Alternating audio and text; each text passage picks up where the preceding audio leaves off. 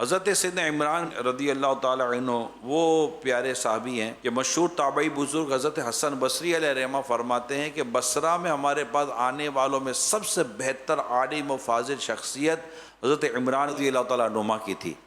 آپ کو علم سکھانے کا اور نیکی کی دعوت عام کرنے کا اس قدر جذبہ تھا کہ کہتے ہیں کہ آپ کے سر اور داڑھی کے بال سفید ہو گئے تھے، مگر علم دین سکھانے اور علم دین کو عروج دینے اور اشاعت اس دین جس کو کہتے ہیں کہ علم دین کا پھیلانا، اس میں آپ کو اتنا جذبہ تھا، سر اور داڑھی کے بال سفید ہو جانے کے باوجود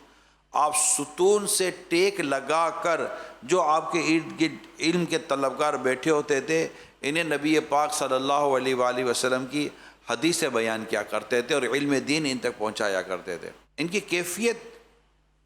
اتنی پیاری تھی، ایک مرتبہ آپ نے حدیث بیان کی تو کسی نے کہا کہ ہمیں کتاب اللہ سے کچھ بیان کریں، پھر آپ نے بتایا کہ کیا تمہارے نزدیک، اب یہ پوری واقعے کا خلاصہ ہے، کیا تمہارے نزدیک حدیث کی اہمیت نہیں ہے؟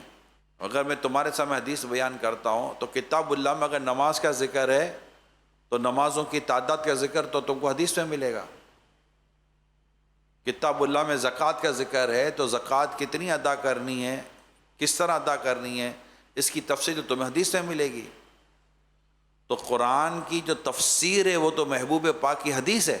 اسی طرح ایک دفعہ آپ حدیث بیان کر رہے تھے تو حدیث بیان کرتے کرتے کسی نے کسی اور کتاب میں کہا کہ فلاں کتاب میں یوں لکھا ہوا ہے، تو آپ نے فرمایا کہ میں تمہیں اللہ کے حبیب کا فرمان سنا رہا ہوں، تم مجھے کسی اور کتاب کا حوالہ دے رہے ہو۔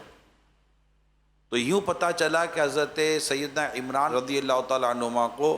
حدیث و مصطفیٰ کریم صلی اللہ علیہ وسلم کے ارشادات کے ساتھ ایک خاص لگاؤ تھا اور اس کو بڑے پیارے انداز سے سمجھتے تھے اور پیارے انداز سے